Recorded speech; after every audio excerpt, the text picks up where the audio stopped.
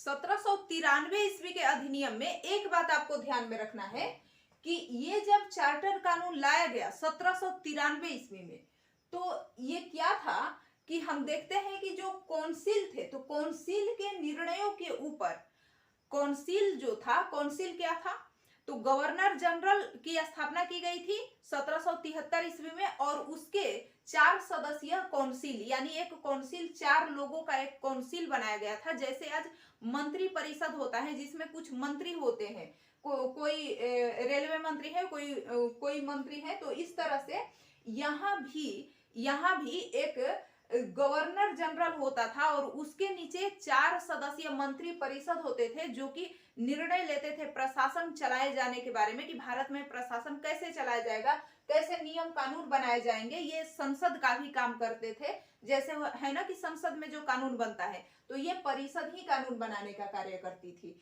तो इस तरह से अब कहा गया कि कौंसिल के उस निर्णय को अधिभावी करने की शक्ति सभी गवर्नर जनरल के लिए बढ़ा दिया गया। इसका मतलब क्या हुआ कि जो लॉर्ड कॉर्नवालिस था, जिसने कहा था कि इस कौंसिल, जो 4 सदस्यीय कौंसिल है, तो ये 4 सदस्यीय कौंसिल के निर्णयों को, जो ये निर्णय दे रहे हैं, मिल के बातचीत करके जो कानून बना रहे हैं, जो निर्णय दे रहे हैं, तो उसे गवर्नर जनरल को मानना पड़ता था।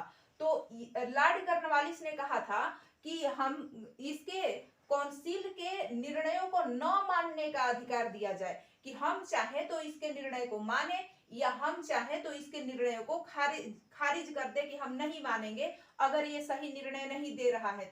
तो ये शक्ति दी गई कब, हम देखते हैं कि 1786 ईस्वी में संविधान संशोधन किया गया और ये शक्ति दी गई गवर्नर जनरल को। लेकिन केवल ये बंगाल के गवर्नर जनरल को प्राप्त था।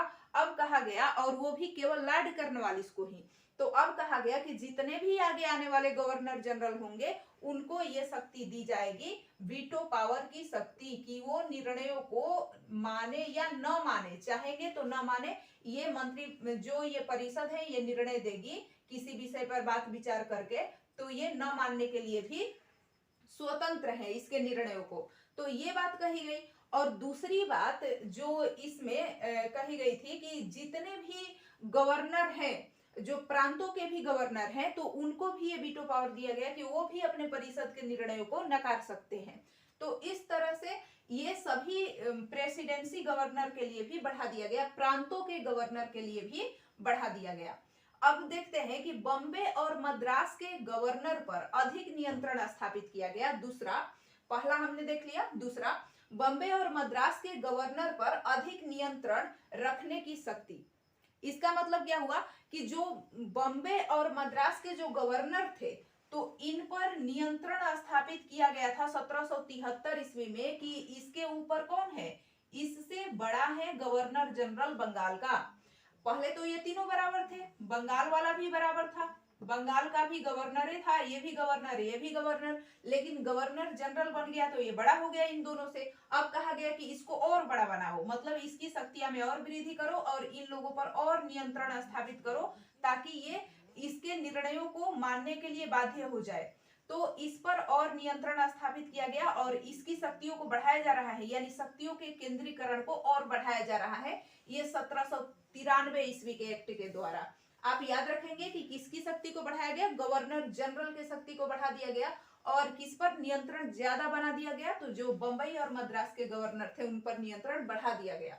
अब भारत पर व्यापार के एक अधिकार को अगले 20 वर्षों के लिए बढ़ा दिया गया। भारत पर व्यापार के एक अधिकार, यानी ईस्ट इंडिया कंपनी जो कि अनुमति लेकर के आई थी, जो ब्रिटेन के महारानी एलिजाबेथ से 1600 ईस्वी में आई थी ना, तो ये कंपनी को कहा गया कि और 20 वर्षों तक यह भारत में अकेले व्यापार कर सकती है और किसी को नहीं आने दिया जाएगा। वहां से कोई चाहे व्यक्ति कि हम व्यापार कर ले तो वो नहीं आ सकता। इसको एक अधिकार प्राप्त था कि ईस्ट इंडिया कंपनी ही सिर्फ व्यापार करेगी भारत से। अगर सभी करने लगे तो फिर ईस्ट इंडिया कंपनी को दिक्कत होगा कि यहाँ पर सभी लोग ब्रिटेन के आने लगेंगे, तो उससे इसको घाटा होगा। इस तरह से ये भारत के व्यापार के लिए मालिकाना हक रखता है, अकेले व्यापार करता है भारत से, तो इसको काफी फायदा होता है, लाभ होता है। तो ये कहा गया कि ईस्ट इंडिया कंपनी, सरकार ने कहा कि ईस्ट इंडिया कंपनी भारत में इसने प्रशासन स्थापित करने में महत्वपूर्ण भूमिका निभाई है, सरकार को भी लाभ हुआ है, सारा भारत के पैसा इन्होंने रखा है ब्रिटेन में। तो इस तरह से ये कहा गया कि इन्हें और छूट दिया जाए और 20 वर्षों तक ये व्यापार कर सकते हैं अकेले और किसी को नहीं आने दिया जाएगा। और कमांडर इन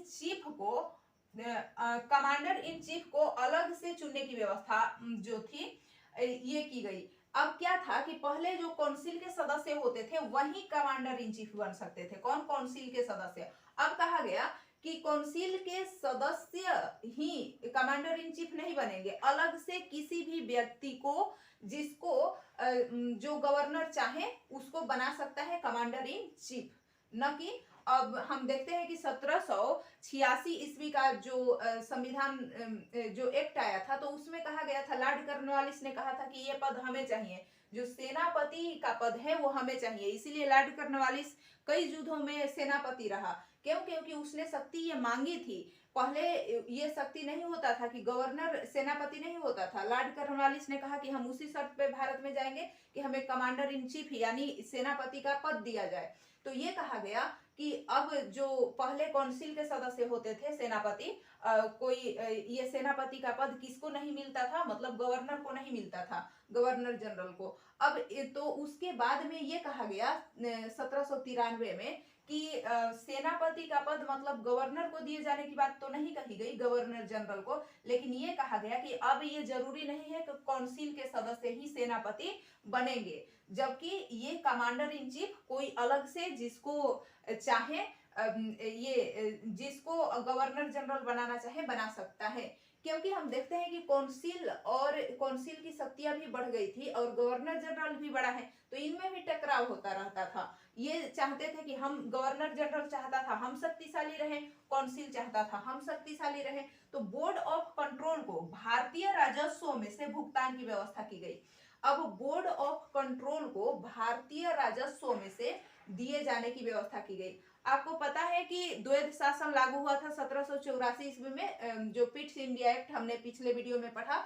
तो उसमें क्या कहा गया था कि पहले कोर्ट ऑफ डायरेक्टर होता था एक सरकारी बॉडी, उसमें एक बोर्ड ऑफ कंट्रोल भी बना दिया गया कि कोर्ट ऑफ डायरेक्टर जो है वो इसके कंपनी के व्यापारिक कार्यों को देखेगी और जो बोर्ड ऑफ कंट्रोल होगा तो वो प्रशासनिक कार्य या राजनीतिक कार्यों को देखेगी। क्योंकि अब दो कार्य हैं तो दो बॉडी की स्थापना कर दी गई, दो सरकारी संस्थान की स्थापना कर दी गई, नियंत्रण को और कंपनी पर बढ़ा दिया गया, सरकारी नियंत्रण को, और ये सरकारी नियंत्रण में आ गई पूरी तरह से। तो वही था बोर्ड ऑफ कंट्रोल जो दूसरी संस्था थी, तो जो 1784 में स्थापित हुई थी। और पहले से कौन थी? जो कोर्ट ऑफ डायरेक्टर पहले से ही थी, तो जिसे नियंत्रक मंडल भी कहते हैं। तो कोर्ट ऑफ डायरेक्टर पहले से थी, बोर्ड ऑफ कंट्रोल की स्थापना 1784 में बाद में किया गया था। तो ये बोर्ड ऑफ कंट्रोल जो था जिसकी स्थापना 1784 में पिट्स इंडिया एक्ट के तहत किया गया, तो ये भारतीय राजस्व में से भुगतान की इसमें व्यवस्था की गई कि भारतीय राजस्व में से इसको बोर्ड ऑफ कंट्रोल के सदस्यों को, जो भी इस कोई ना कोई व्यक्ति, सरकारी व्यक्ति इस पद पर आएगा तो उसको पैसा तो देना पड़ेगा ना, तो वो सरकार, ब्रिटिश सरकार नहीं देगी, वो भारत के राजस्व में से उसका भुगतान किया जाएगा। ये व्यवस्था किया गया कि कंपनी ये पैसा देगी, ये कंपनी पर ही सरकार नियंत्रण भी रख रही है और ये भारतीय राजस्व जो वसूल रहे हैं कंपनी, तो उसी में से पैसा इन लोगों को दिया भी जाएगा, ये भी व्यवस्था कर दिया गया। तो एक तरह से कंपनी पर सरकारी नियंत्रण बढ़ता जाएगा जितने भी एक्ट आएंगे उसके द्वारा, और ये केंद्रीकरण भी बढ़ेगा कि ये बंबई मद्रास के शक्तियों को छीन करके सबकी शक्तियों को और बंगाल में निहित कर दिया जाएगा। और केंद्रीकरण की प्रक्रिया इस तरह से हम देखेंगे कि पूर्ण हो जाएगी, तो फिर से विकेंद्रीकरण भी होगा, यानी शक्तियों को यहाँ से बांटा भी जाएगा जब भारतीय विरोध करेंगे। तो इस तरह से अभी तो हम 1773 ईस्वी के चार्टर कानून को पढ़े, आगे हम देखेंगे कि 1793 ईस्वी में आप याद रखिएगा, यानी ये 1793 ईस्वी में 20 वर्षों के लिए व्यापार को क्या किया गया था, आगे बढ़ाया गया था, व्यापारिक एक अधिकार को, कि ये कंपनी और 20 वर्षों तक आगे व्यापार करेगी। तो हम अगले वीडियो में बात करेंगे इसके आगे की चार्टर एक्ट की। आप बस बने रहिए हमारे साथ।